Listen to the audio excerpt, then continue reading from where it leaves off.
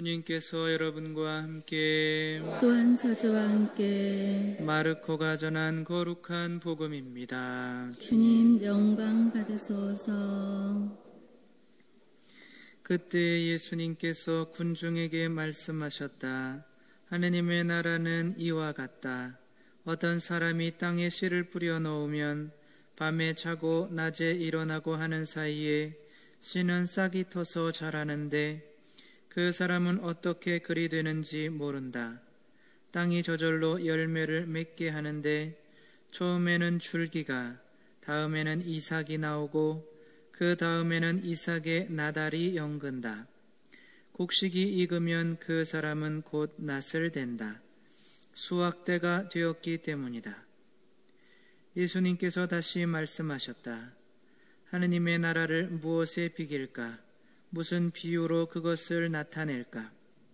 하느님의 나라는 겨자씨와 같다. 땅에 뿌릴 때에는 세상의 어떤 씨앗보다도 작다. 그러나 땅에 뿌려지면 자라나서 어떤 풀보다도 커지고 큰 가지들을 뻗어 하늘의 새들이 그 그늘에 깃들일 수 있게 된다.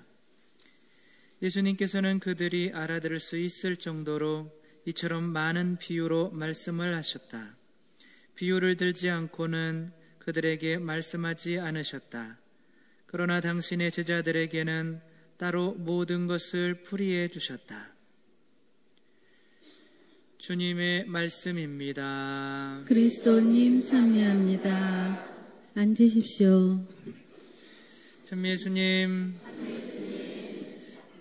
저는 삼형제 중에 막내로 자라서 저희 집에 여자가 없어서 엄마가 있었죠. 엄마가 있었지만 엄마는 여자가 아니죠. 엄마는 그냥 엄마죠. 세 가지 성이 있다며요. 남자, 여자, 아줌마. 이렇게. 그래서 근데 뭐 여자에 대해서 잘 모르고 이제 뭐 말 걸기도 떨리고 이제 학생 때는. 근데 대학교 가니까 이제 조금 알아가는 거죠. 여자를 보니까 여자들은 큰 거보다도 아주 작은 거, 조그만 거, 세세한 거 이렇게 신경 쓰면 좋아하더라고요. 맞습니까? 맞아요. 큰 거 필요 없더라고요. 네. 처음에는 화이트데이라고 사탕 주는 날 있어요. 이만한 항아리에 그냥 사탕 가득 채워가지고 줬는데 별로 시큰둥하더라고요. 근데 어느 날 제가 전화를 하겠다고 1시간에 맨날 똑같이 했대요. 그것에 대해서 감동받아가지고 이렇게 약속을 그렇게 잘 지킬 줄 몰랐다느니 사람을 뭘로 본 거예요. 아무튼 그런 게 내가 언제 전화할게? 그래 그 시간에 전화하면 그게 감동이 되나 봐요. 꾸준히 그렇게 저 사람은 믿을 사람인가 보다. 뭐 그런 저도 가만히 보니까 이렇게 어떤 그 사람이 이제 뭐 편지를 이렇게 주는데 매일매일 쓴 거예요. 일기 형식으로. 내가 생각나서 죽겠다는 거죠. 아주 막 이렇게. 그거를 매일매일 이렇게 쓴 거를 보면서 한 번 이렇게 뭔가 해주는 것보다 꾸준히 매일매일 나를 생각했구나. 그런 게 작은 게 더 소중하구나. 그거는 남자랑 여자랑 똑같은 것 같아요. 근데 특별히 여자들은 더 작은 걸 좋아하잖아요. 그렇죠? 요만한 거 2캐럿짜리 다이아. 조그만 거 좋아하잖아요. 근데 가만히 생각해 보니까 뭐 큰 거 이렇게 주는 것보다는 작은 거 주는 게 더 힘들더라고요. 어려워요. 조그만 거 이렇게 매일매일 뭔가 해야 되잖아요. 우리 뭐 옛날에는 학 1000마리 접어가지고 이렇게 주고, 큰 거 돈 있으면 그냥 사가지고 주는 게 사실은 편하기는 한데, 그래서 남자들이 가끔은 착각을 해요. 여자한테 큰 걸 주면 좋아할 줄 알고 매일 술 먹고 늦게 들어오다가 아내가 짜증나니까 월급날 월급 20만 원 털어서 꽃다발 이만큼 한 만큼 이렇게 주면 용서해 줄 줄 알고, 그래서 이혼 서류 받은 사람들도 있고, 그래서 큰 게 좋은 게 아니라 평상시에 잘 하는 게 좋은 거죠. 하느님도 사실은 우리들이 주일미사 나오는 거 사실은 큰 거죠. 그러나 작은 것들이 뭐가 있겠어요? 아침 기도, 저녁 기도, 물론 매일 미사도 있겠죠. 아침 기도, 저녁 기도, 삼종 기도, 식사 전후 기도, 매일매일 조금씩이라도 자주 생각해 주는 게 오히려 하느님을 감동시키는 게 아닌지, 그래서 우리나라에서 소아데레사가 더 인정받는 것 같습니다. 소아데레사는 작은 꽃이라는 거죠. 작은 꽃을 이렇게 하느님께 준 거죠. 성당에서 미사할 때 등 안 대고 이렇게 앉는 거죠. 24살 때 이제 돌아가셨는데, 전교의 주보 성인이고 대축일로 지냅니다. 되게 큰 성인으로 지내요. 뭐 한 것도 없어요. 그냥 등 안 붙이고 앉는 거. 그거를 전교를, 지금 뗄 필요는 없어요. 전교를 위해서 바치고, 기침하는 할머니 수녀님 옆에 앉아가 다른 사람 안 앉으려고 하는데, 콜록콜록하면 듣기 싫고 집중이 안 되잖아요, 기도에. 근데 그 먼저 옆에 앉고, 뭐 빨래할 때 물 튀기는 거 피하지 않고 그냥 물 맞으면서 이렇게 그런 것들을 희생으로, 작은 희생으로 바친, 그게 교회에서는 정말 큰 교회 학자요, 전교의 수호성인으로 대축일로 지내고 있는 걸 보면 우리 하느님도 작은 것들을 자주 드리는 걸 더 좋아하는 것 같습니다. 이게 오늘 복음에서 하늘나라는 뭐와 비유하셔요? 겨자씨 보셨어요? 아주 작은 겨자씨가 땅에서 자라나면 새들이 깃들일 만큼 큰 이제 나무로, 그렇게 크게 자라지는 않아요. 사실은 한 1m 정도 자랍니다. 근데 하느님 나라는 중요한 건 뭐냐면, 크게 이렇게 뭐 행복이 팍 오는 게 아니라 작은 거를 잘 키워 나가면 큰 행복을 얻게 된다, 그런 거죠. 행복은 커진다는 거죠. 그렇죠? 근데 우리가 언제 가장 행복합니까? 우리가 살아오면서 언제 가장 행복하셨어요? 천형성체? 거짓말하지 마시고.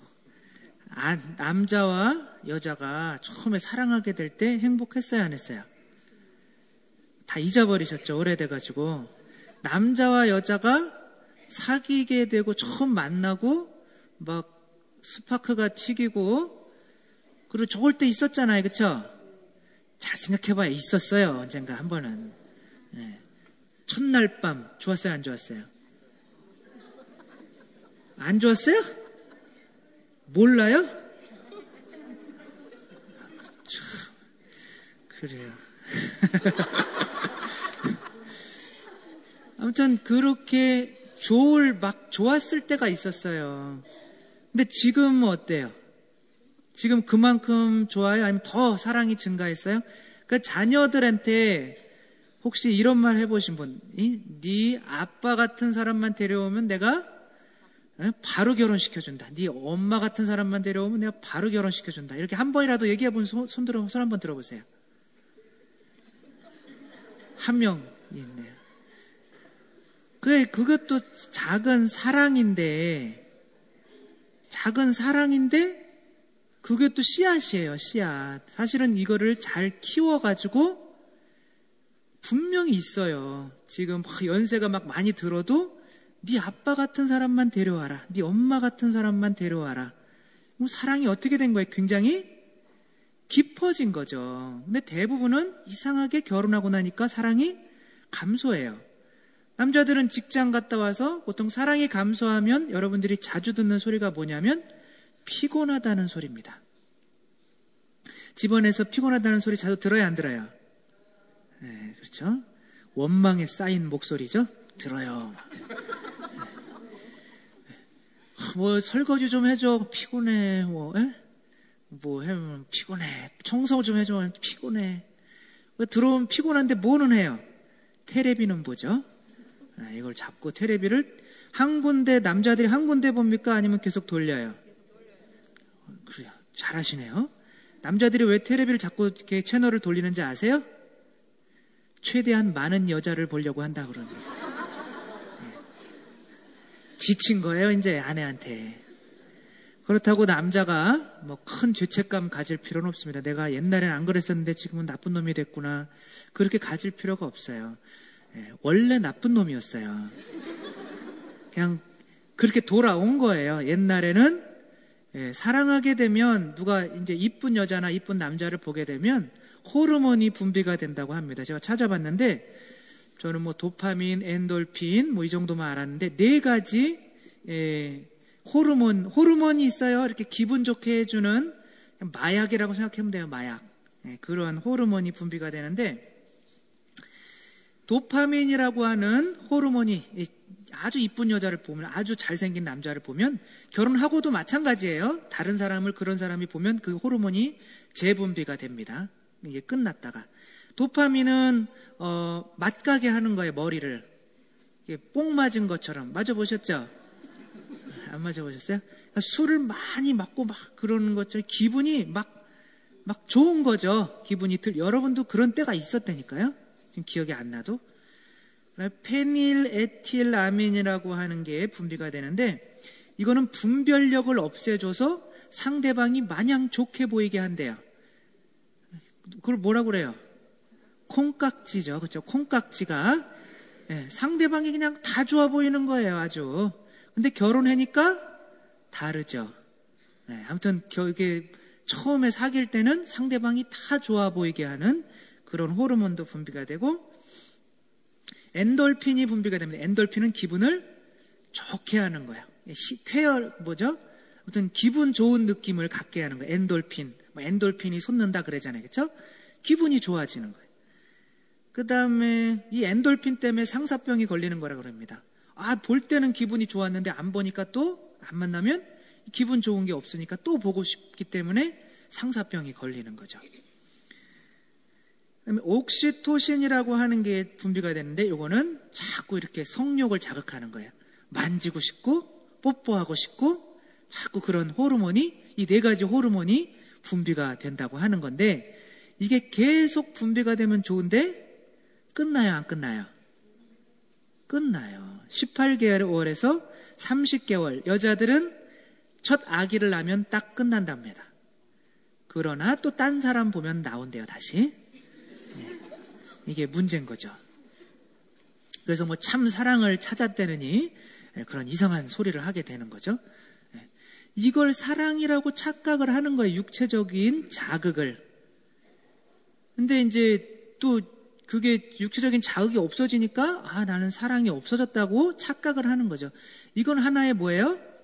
씨앗인 거예요. 여러분들이 처음 만났을 때 그 씨앗을 어떻게 써야 돼요? 키워가지고 지금 처음 만났을 때보다 남편과 아내를 더 많이 사랑해야 정상인 거죠. 그게 하느님 나라인 거죠. 믿음도, 하느님 나라 여기서 말하는 건 믿음인데 믿음을 키워나가면 그만큼 행복해진다는 얘기인데 우리에게 이런 씨앗들이 항상 있다니까요.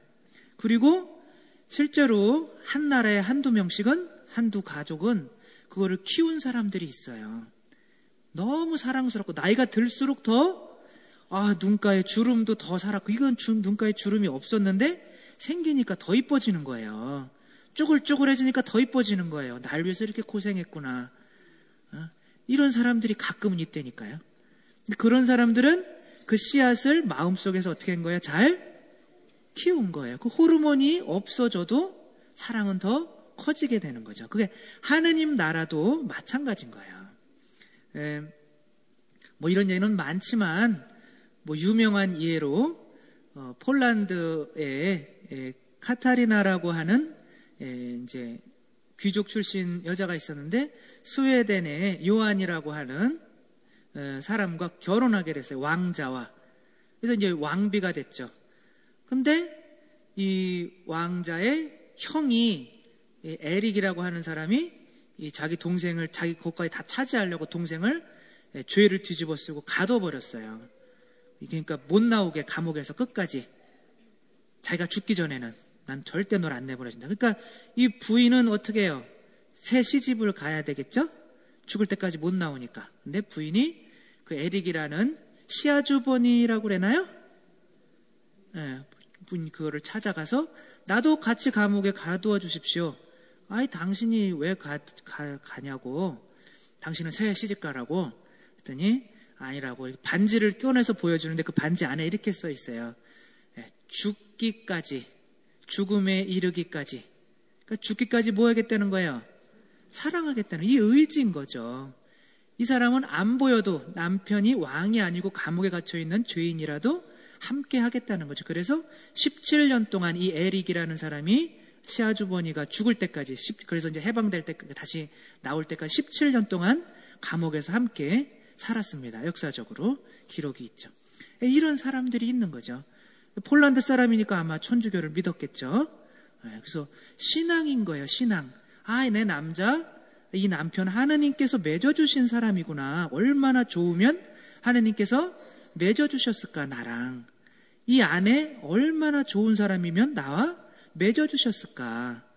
그래서 이거 사랑을 키워 나갔어야 하는 거죠.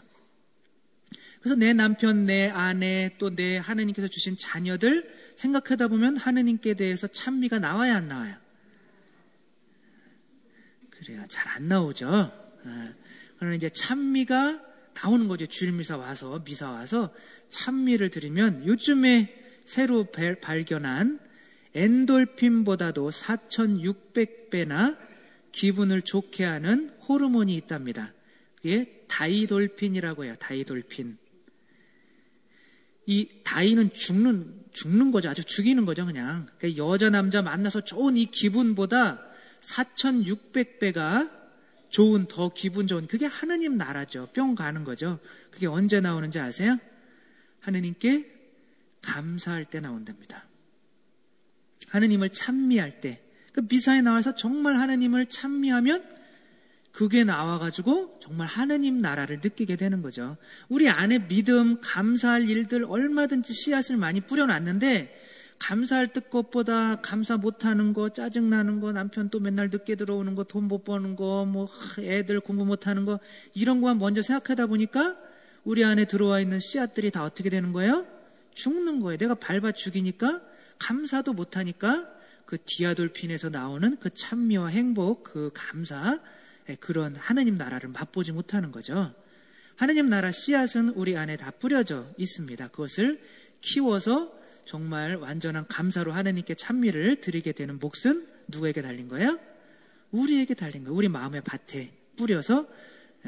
그 씨 뿌리는 사람의 비유 있잖아요. 씨를 뿌렸는데 길에도 뿌려지고 돌밭에도 뿌려지고 가시밭에도 가시밭에도 뿌려지고 가시덤불, 그다음에 좋은 땅에 뿌려져도 30배, 60배, 100배가 맺는 게 다른 거예요. 땅이 다른 거죠. 내 마음의 땅이. 내가 이걸 키워나가려고 하는 의지가 있고 마음만 있으면 정말 우리에게 주어지는 행복의 씨들 엄청 키워서 참 행복해질 수 있다는 거죠. 오늘 행복은 겨자씨와 같이 작은 것에서 시작된다는 거, 그러나 키우면 굉장히 커진다는 거, 오늘 한번 이렇게 묵상해 보시면서 우리들 항상 우리 마음 안에서 우리 행복의 씨들 잘 키워서 매 순간 특별히 미사 때에 하느님을 찬미하는 그런 행복감 느끼는 우리들 됐으면 좋겠습니다.